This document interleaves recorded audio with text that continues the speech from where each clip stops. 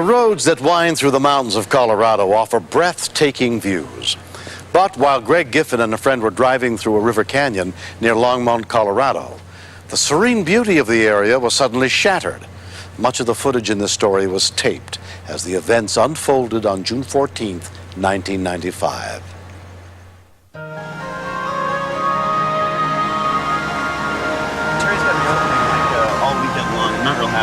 My roommate James and I were driving down to Denver to see a Colorado Rockies game. Colorado had an unusual amount of snow this winter, so the river was particularly high. The road was pretty curvy. There was a white car in front of us. And as we made a left-hand turn, the car really didn't seem to straighten out.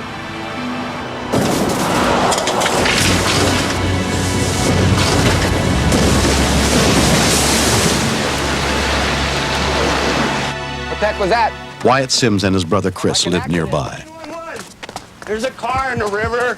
We heard a noise. It sounded like a crunch or a whap, and then a slide, something sliding on a rock. The car was stuck in the middle of the river. Water was rushing all around it. There were two ladies in the car. There was no way that they could get out. They would have been swept away with the current immediately.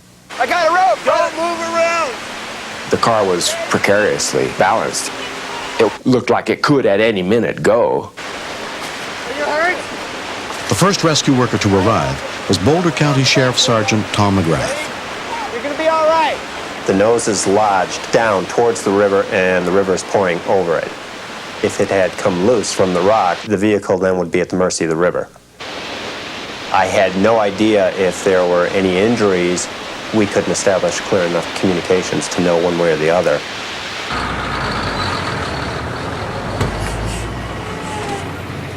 The specially trained volunteer Swiftwater rescue team arrived soon after. They slipped 2 life jackets and 2 helmets onto the rope. Longmont Emergency Unit Dive Chief Mike Wasson took charge at the scene. Than the one in the front seat. Okay. I think hypothermia is a part of it, but we're not getting any response from the woman in front. They were elderly women. From the looks in their eye, I could tell that they were extremely scared.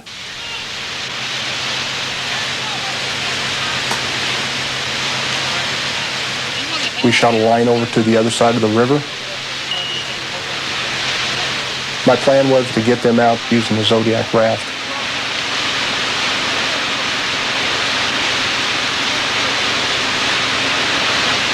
To put more people in the river, even experienced people in that kind of a current, is very risky.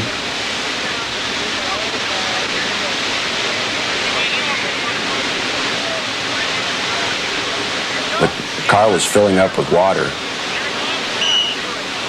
The water was very cold. It doesn't take long before your body goes numb. My prayer was that they were just going to be safe.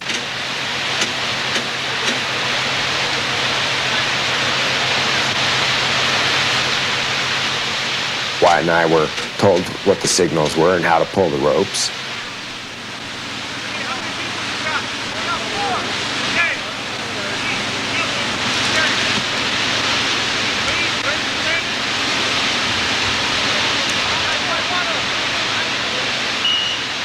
The chief of the unit gave the command to move the raft.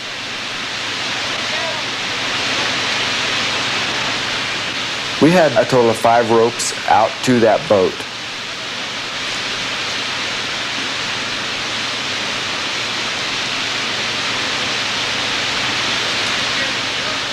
It went out very deliberate. Nobody made a move without everybody else knowing the move that was going to be made.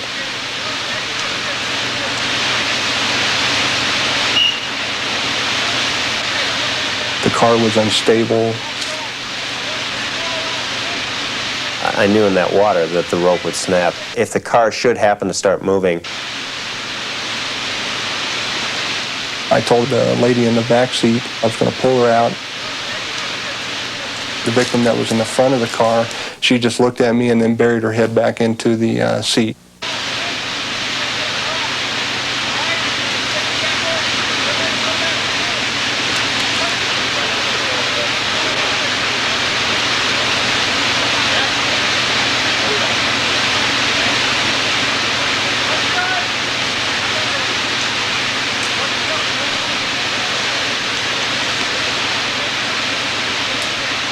She looked extremely relieved. At the same time, she was still scared.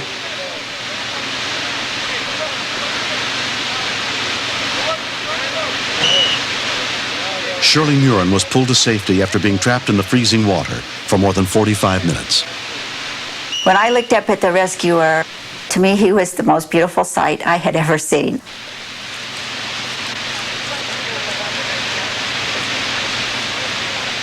My legs hurt so bad, I could hardly walk.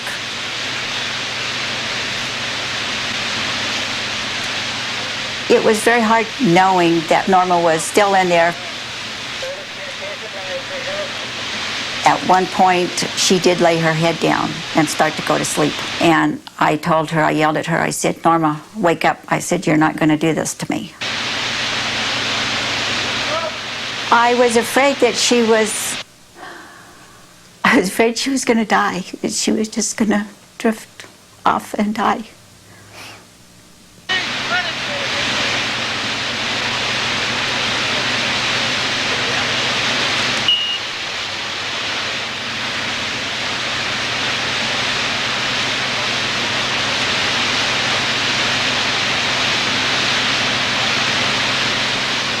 Each time that boat was brought across there, it was a fight, a struggle.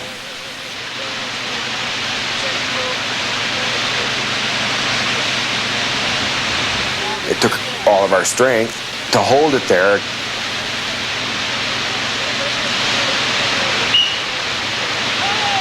The second victim really concerned me the most. I wasn't sure of how injured she was because she wasn't talking to me at all. So I didn't know if she would be able to get out of the window.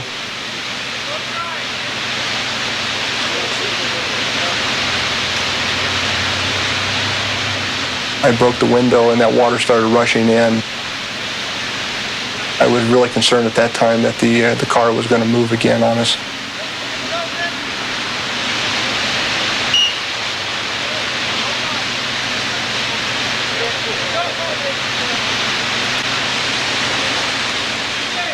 I didn't have the time or the luxury to try to be as easy with her as I would like to, so I just, as forcefully as I could, start pulling her out of the car.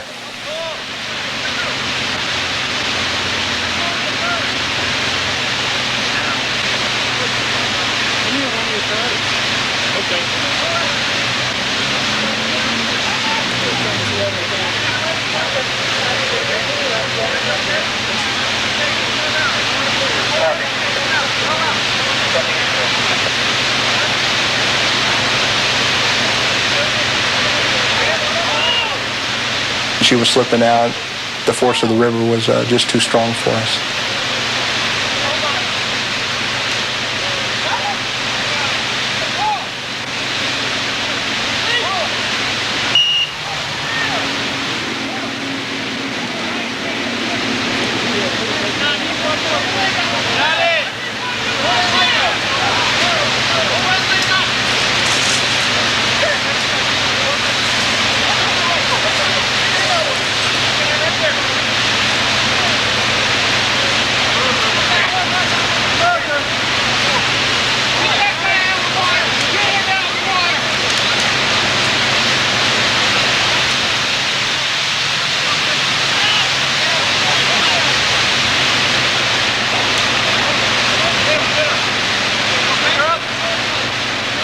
We were so relieved to get her into the raft.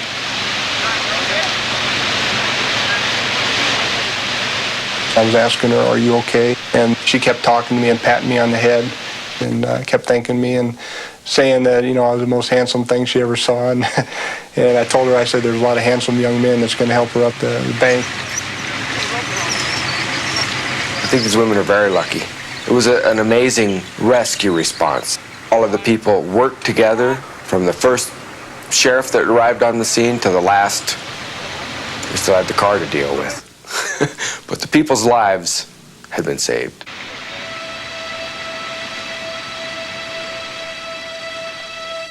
That's the ugliest thing I've ever seen. I don't know how she can do those sunflower things. Shirley and her friend Norma Chin were treated at a nearby hospital and released the same day. I don't know what happened. I wish I knew. I heard Shirley holler, and I can remember hitting the water, nosedive down. I couldn't say a thing. I was completely entombed in water. I do know that I kept saying the Lord's Prayer over again. I thought I was saying it to myself, and Shirley said I was saying it out loud.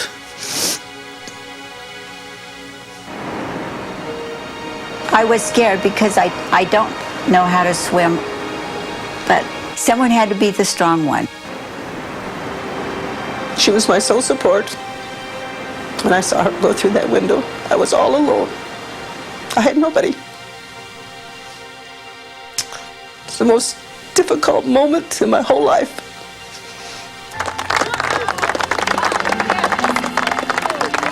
There's no way I could thank those people enough for putting their life on the line to come and rescue us. I'm just so thankful that God made people like them. Michael's face was the first face that I looked up and I saw, and like I said, I will never forget you, and I swear. It's a real good feeling to see both of them today, because they've been given a gift and you've been a part of that. I don't think it's something I'll ever forget. Everybody please call me Grandma. Okay, Grandma. I've been in the water. I didn't enjoy it. I'll tell you one true thing, I'll never go river rafting with anyone. Want to go for a ride tomorrow? We've seen the bad side of each other, we've seen the good side of each other. There's a bond that, for me, that will never be broken. It'll always be a special relationship that she and I'll have. This is the best birthday I think I've ever had, which is Saturday, and Michael... What they told me to do. No!